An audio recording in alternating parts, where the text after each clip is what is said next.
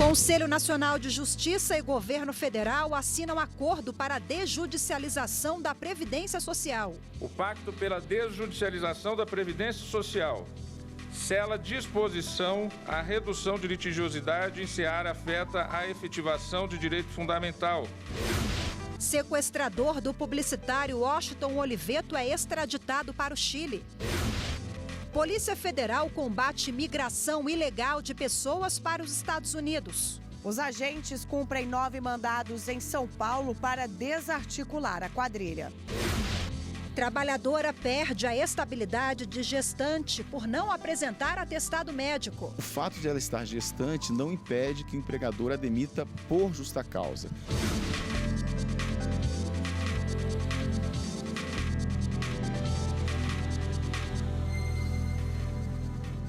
Olá, boa tarde. Boa tarde. A Polícia Federal cumpre hoje 9 mandados em São Paulo para desarticular um esquema liderado por estrangeiros domiciliados no Brasil, apontados como responsáveis por migração ilegal de pessoas para os Estados Unidos.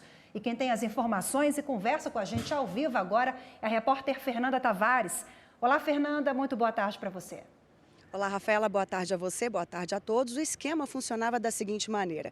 Este grupo de estrangeiros produzia e confeccionava passaportes e vistos falsos brasileiros em países da África, de onde partiam os migrantes legais com destino a São Paulo. Chegando aqui em São Paulo, essa facção criminosa recebia os migrantes e confiscava todos os passaportes. Depois, eles eram levados para Rio Branco, no Acre, para atravessar a fronteira com o Peru e depois atravessavam a fronteira entre o México e Estados Unidos. 2 migrantes que passaram pelo Brasil, chegando lá nos Estados Unidos, foram presos, acusados de terrorismo. Os acusados vão responder pelos crimes de organização criminosa, falsificação de documento público e divulgação do nazismo. Cadu, eu volto com você aí no estúdio. Obrigado, Fernanda. O chileno Maurício Hernández Norambuena foi extraditado na madrugada de hoje para o Chile, segundo informação do ministro da Justiça, Sérgio Moro. O chileno cumpria pena no Brasil por ter participado do sequestro do publicitário Washington Oliveto em 2001. No Chile, Norambuena foi condenado à dupla prisão perpétua por ser o mentor intelectual do assassinato do senador Jaime Guzmán em 1991 e por ter participado do sequestro de Christian Edwards, herdeiro do conglomerado jornalístico El Mercúrio. O governo chileno pedia a extradição de Norambuena desde a prisão dele. Um acórdão do Supremo Tribunal Federal de agosto de 2004 autorizou a extradição, mas impôs que as condenações de prisão perpétua no Chile fossem substituídas por penas de no máximo 30 anos, conforme prevê a lei brasileira. Segundo o Ministério da Justiça e Segurança Pública, só agora as autoridades chilenas aceitaram as regras. Todos os dias, o Supremo Tribunal Federal recebe, por meio da Central do Cidadão, cartas de presos. São vários os pedidos. Um dos mais comuns é para que os ministros revejam os julgamentos. Um canal de comunicação entre o Supremo Tribunal Federal e a sociedade. A Central do Cidadão do STF funciona desde 2008 e atende a todos: advogados, pessoas envolvidas em processos e quem mais quiser falar com o Supremo. O contato pode ser presencial, por telefone, internet e até mesmo cartas. E olha que por aqui elas são muito usadas. 99% da demanda que chega na Central vem pelos correios. Boa parte das mensagens é de presos de todo o país que simplesmente querem ser atendidos. As cartas são manuscritas, uma ou outra chega digitado, mas normalmente porque alguém escreve em favor do preso. Alguns são bem letrados, né? Eles fazem a narrativa dos fatos, tem todo o embasamento jurídico, né? Eles recorrem à Constituição, até a súmulas do STF. A Central do Cidadão já recebeu cerca de 535 mil manifestações pelos diversos canais de atendimento. 70% são pedidos de presos por meio de cartas. A maioria pede liberdade ou benefícios como de saída temporária, revisão de pena, progressão de regime ou ainda e informações dos processos que estão envolvidos. As cartas chegam no protocolo do Supremo Tribunal Federal ou nos gabinetes dos ministros. Aqui elas passam por uma triagem, os estagiários enumeram as folhas para evitar a perda. Depois as cartas são digitalizadas. Os pedidos que têm a possibilidade do STF analisar são distribuídos para os ministros. Já os que não são de competência do STF são encaminhados eletronicamente para a Defensoria Pública da União. Desde dezembro de 2018, o STF firmou uma parceria com a Defensoria Pública da União. Em junho deste ano, a DPU passou a receber cartas pela internet para agilizar a demanda que só cresce. O órgão recebe, em média, 300 cartas por dia. Diariamente fazemos essa triagem para ver o que é de atribuição da Defensoria Pública dos Estados ou o que é de atribuição da Defensoria Pública da União. Por 6-1, o Tribunal Regional Eleitoral de Sergipe decidiu cassar o mandato do governador do estado, Belivaldo Chagas Silva, e da vice-governadora Eliane Aquino Custódio, pela prática de abuso de poder econômico. De acordo com a denúncia, Belivaldo teria se utilizado da máquina estatal em benefício de sua reeleição em 2018. O governador foi condenado à perda do mandato e vai ficar 8 anos sem poder se eleger. Já a vice-governadora Eliane Aquino Custódio, apesar de ter o mandato cassado, não recebeu pena de inelegibilidade. Entre os processos previstos para julgamento nesta semana no TSE, Tribunal Superior Eleitoral, está um recurso que pode determinar a realização de novas eleições em uma cidade de Minas Gerais. O plenário do Tribunal Superior Eleitoral deve julgar um recurso de Leonardo Augusto de Souza e João Alves Berberim, eleitos prefeito e vice da cidade de Jacinto, em Minas Gerais, em 2016. O TRE de Minas condenou os dois por abuso de poder econômico durante a campanha, por distribuição de comida a eleitores nas convenções partidárias, além da realização de showmício, o que é proibido pela legislação eleitoral. Os ministros devem analisar também um processo em que Marco Antônio Prachedes Barreto, eleito em 2016 prefeito da cidade de Ceará-Mirim, no Rio Grande do Norte, contesta a decisão do Tribunal Regional Eleitoral do Estado, que cassou o registro dele. A Corte considerou que Marco Antônio praticou abuso de poder econômico durante a campanha de 2016. Há na pauta ainda um recurso em que o Ministério Público Eleitoral acusa o governador reeleito do Ceará, Camilo Sobreira de Santana, de abuso de poder político e uso indevido de meios de comunicação durante a campanha à reeleição no ano passado. A Justiça decidiu que titular de cartório não pode ser responsabilizado por alguma prática ilegal cometida por quem o antecedeu. O caso ocorreu em 1989, em Olinda, Pernambuco. Na época, um homem procurou o cartório em busca de informações sobre uma casa que depois comprou. Ele foi processado pela verdadeira dona do imóvel e obrigado a desocupar o bem. O comprador da casa ajuizou a ação indenizatória contra o tabelionato de registro de imóveis em razão do cartório ter expedido em duplicidade a certidão de bem imóvel que induziu o autor em erro, comprando a casa de quem não era dono, sendo depois obrigado a desocupá-la por força de decisão em processo instaurado pela dona do imóvel. A terceira turma deferiu o recurso especial do tabelião para julgar improcedente o pedido de indenização. O relator do recurso, ministro Paulo de Tarso Sanseverino, ressaltou que o STJ já se manifestou em diversas ocasiões, no sentido de que os serviços notoriais e de registro não possuem personalidade jurídica, considerando-se legitimado para responder pelos danos causados por ato do titular ou dos prepostos dele da serventia à época dos fatos. Não há sucessão empresarial em relação aos atos praticados pelo antigo titular, podendo ser eventualmente responsabilizada a pessoa jurídica responsável pela delegação, ou seja, o Estado, observou o ministro. E você vai ver no próximo bloco quando uma trabalhadora pode perder a estabilidade de gestante. Se a gestante cometer uma falta tão grave que justifique a justa causa, aí ela perde a estabilidade.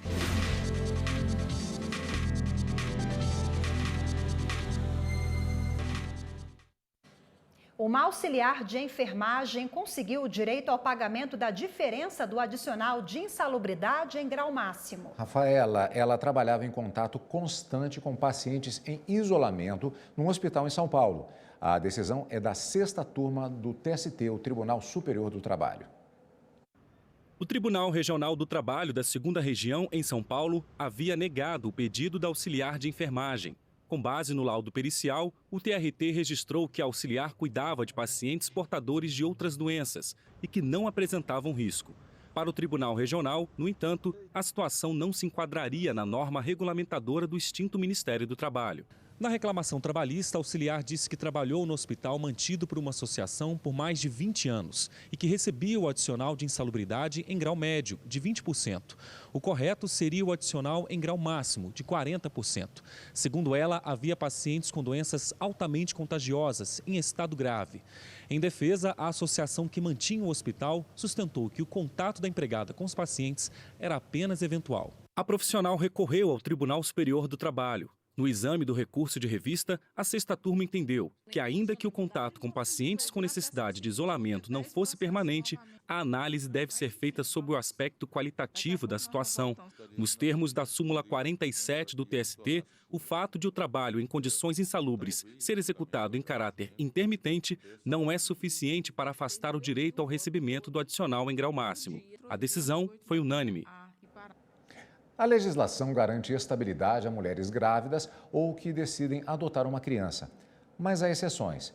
No Rio Grande do Sul, uma trabalhadora foi demitida porque cometeu falta grave. Laiane está grávida de 3 meses. Descobriu a gestação quando completava um mês de carteira assinada numa empresa de limpeza. Com a notícia veio o medo de ser mandada embora. Na verdade, ainda essa questão ainda está assim, né? Será que depois que eu voltar da licença maternidade, ainda está uma pergunta, né, que eu não sei como é que vai ser respondida.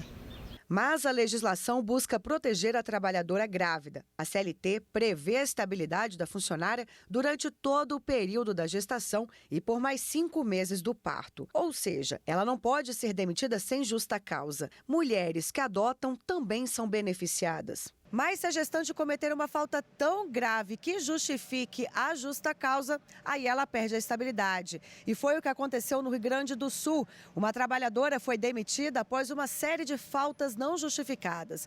Ela entrou na justiça alegando que teve depressão no início da gravidez, mas mesmo assim não apresentou nenhum atestado médico que comprovasse a doença. Foi aí que o TRT da 4ª Região negou o pedido de estabilidade no emprego. O fato de ela estar gestante não impede que o empregador a demita por justa causa. Se porventura a gestante praticar uma das condutas previstas no artigo 482 da CLT, tais como ato de improbidade, indisciplina ou abandono de emprego, dentre outros, ela poderá ser demitida por justa causa.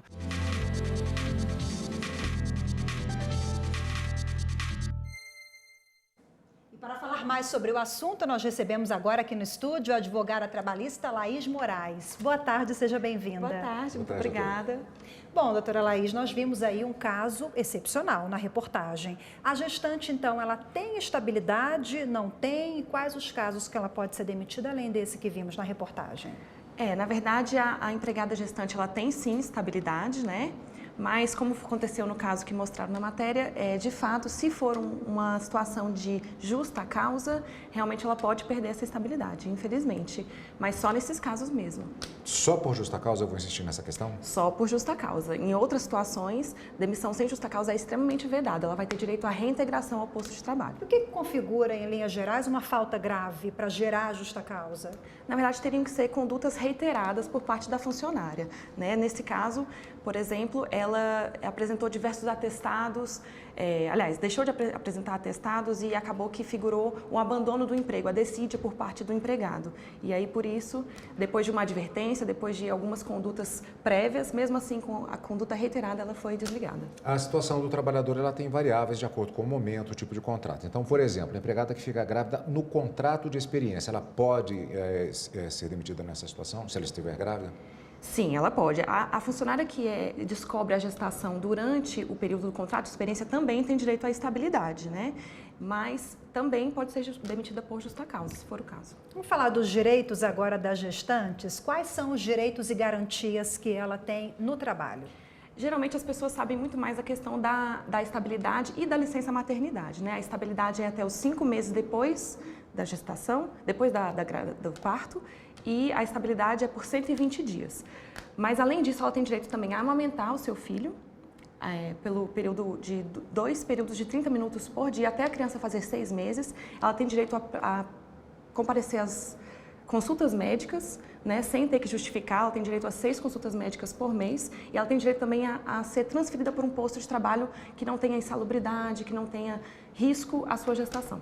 Agora, é necessário algum tipo de procedimento administrativo, particularmente quando falamos de uma empregada em uma empresa grande, algum tipo de inquérito administrativo ou até mesmo judicial? Não, na verdade, para a gestante não tem a necessidade de instauração de um inquérito de apuração por falta grave. Por quê? Porque se trata de uma gestação, de uma estabilidade provisória, né? Então, nesse caso, a lei não determina que seja apurado por forma de inquérito. Agora, a estabilidade também, perdão, a estabilidade, ela é 120 dias do momento da licença maternidade. Algumas empresas podem aderir à licença maternidade por 6 meses também, né, doutora? Sim, geralmente servidores federais têm essa estabilidade, não, a licença maternidade por 6 meses. Agora, quando ela volta também, parece que tem um período ali de estabilidade que não pode ser demitida, quando volta da licença maternidade? Sim, tem um interstício assim, de 1 mês, mais ou menos, né? A licença maternidade geralmente é de 120 dias e a estabilidade é de 5 meses. Mas se a licença for de 6, aí não, aí só abarca os 6 meses mesmo. E no caso das empregadas domésticas, no caso daquelas que trabalham como diaristas, como é que fica essa situação? Se realmente for uma diarista, aquela que faz o trabalho só uma vez por semana e não tiver configuração do vínculo empregatício de empregada doméstica, aí não teria direito à estabilidade. Agora, empregada doméstica tem sim direito à estabilidade prevista na CLT. Falando da insalubridade, nós também apresentamos há pouco uma reportagem envolvendo essa questão de gestantes. O que pode e o que não pode? Na verdade, a previsão da CLT é para você proteger mais o filho do que a própria gestante, né? Então, qualquer atividade nociva, seja por meio de contato com pacientes doentes ou ruídos muito fortes, possibilidade de explosão, alguma coisa nesse sentido, a funcionária tem o direito de ser removida por uma função que não tenha nenhum tipo de perigo. Ok, doutora Laís, mais uma vez, muito obrigada pela participação. Boa tarde. Eu que agradeço. Obrigado, boa tarde. A terceira turma do Superior Tribunal de Justiça negou habeas corpus a um homem que teve a prisão civil decretada por não pagar pensão alimentícia. Os ministros reforçaram o entendimento de que, nesse tipo de ação, é inviável a análise da tese de excesso na execução. No pedido feito ao STJ, o pai alegou que efetuou diversos pagamentos diretamente em benefício do filho e que esses valores não foram descontados da dívida, o que caracterizaria excesso na execução. Mas o relator, ministro Moura Ribeiro, afirmou que a forma de pagamento reconhecida em juízo não pode ser alterada unilateralmente pelo devedor. O relator lembrou que a compensação dos valores é permitida somente em situações excepcionais, verificadas caso a caso, sempre com o consentimento do credor. O pai argumentou ainda que está desempregado e teve outro filho. Para o ministro Moura Ribeiro, essas circunstâncias devem ser analisadas em ação revisional ou exoneratória e não no habeas corpus. O relator destacou ainda que, de acordo com o tribunal de origem, os problemas de saúde alegados pelo devedor não são graves a ponto de justificar a prisão domiciliar. E no próximo bloco, o Conselho Nacional de Justiça e Governo Federal assinam um acordo para a desjudicialização da Previdência Social. Compromisso de as instituições subscritoras cooperativamente enfrentarem questão da judicialização, a qual gera efeitos na estrutura do poder público e no seio da sociedade civil.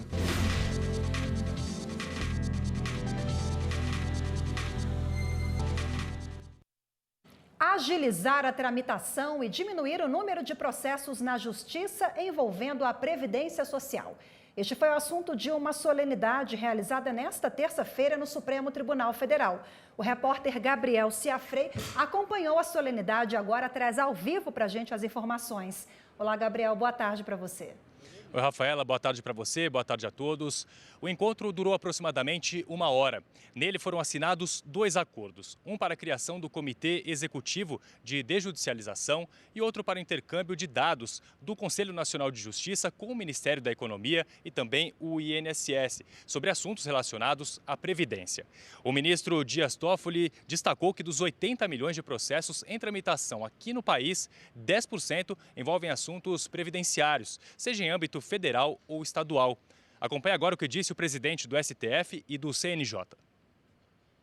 O Pacto pela Desjudicialização da Previdência Social sela disposição à redução de litigiosidade em seara afeta a efetivação de direito fundamental, que, afora a regulamentação de alguns pontos pelo texto maior, tem os seus contornos fixados pela legislação ordinária. A Estratégia Nacional para a Desjudicialização da Previdência Social traduz a assunção do compromisso de as instituições subscritoras cooperativamente enfrentarem a questão da judicialização, a qual gera efeitos na estrutura do poder público e no seio da sociedade civil. E para a executoriedade da estratégia, está criado o Comitê Executivo da Desjudicialização. Neste comitê terá assento todos os órgãos e entes aqui signatários. As instituições públicas precisam ser dinâmicas, flexíveis e interativas para se amoldarem às necessidades dos tempos tecnológicos e da sociedade em rede. O objetivo dos acordos é promover uma estratégia nacional integrada para a desjudicialização da Previdência Social. O presidente do Superior Tribunal de Justiça e do Conselho da Justiça Federal, o ministro João Otávio de Noronha, afirmou que é importante buscar alternativas para diminuir um número tão grande de processos chegando à justiça brasileira. Já o presidente do INSS afirmou que todos os dias são 7 mil novos processos envolvendo a Previdência Social que chegam ao Poder Judiciário. Acompanhe o que eles disseram. É hora da pacificação, administração pública e jurisdicionada. É hora do cidadão. É hora também de chamar a responsabilidade o jurisdicionário.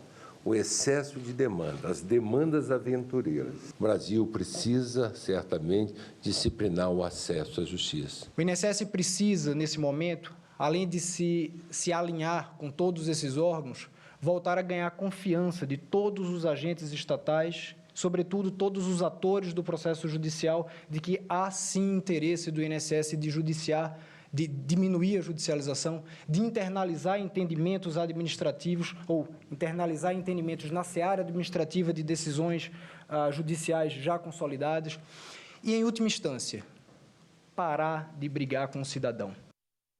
A cobertura completa sobre a solenidade você acompanha no Jornal da Justiça, segunda edição, a partir das 6h30 da noite. O Superior Tribunal de Justiça realiza hoje evento para debater a relação da economia com a aplicação do direito. O seminário conta com a presença de ministros, membros do governo, especialistas e representantes da sociedade civil. O seminário debate vários aspectos da economia no âmbito do direito, como a análise econômica do pacote anticrime, da litigância e do direito empresarial, além de discussão sobre o direito do consumidor e a regulação dos setores aéreo e de combustíveis. Análise de vários aspectos da experiência jurídica por meio dessa ferramenta que enriquece muito a nossa vivência jurídica é fundamental e certamente vai gerar frutos importantes nos debates, nos votos e nas discussões acerca das políticas públicas. O ministro do Supremo Tribunal Federal, Luiz Fux, e o ministro da Justiça e Segurança Pública, Sérgio Moro, ressaltaram a importância de estudos sobre a economia como base para um bom funcionamento do judiciário. Hoje vivemos a realidade da análise econômica do direito, que visa a que o direito seja mais eficiente. E o direito mais eficiente é um direito conducente a um resultado mais justo. Nós não podemos proferir boas decisões jurídicas, seja na formulação de normas, seja na formulação de decisões judiciais, sem nós estarmos devidamente informados sobre todos os aspectos da decisão. E, evidentemente, nessa esteira, uma análise das consequências é imprescindível. E a gente fica por aqui. Obrigado pela companhia e até amanhã. Fique agora com o programa Artigo 5º sobre interrogatórios. Eu espero você amanhã ao 12:30. Tchau. Tchau.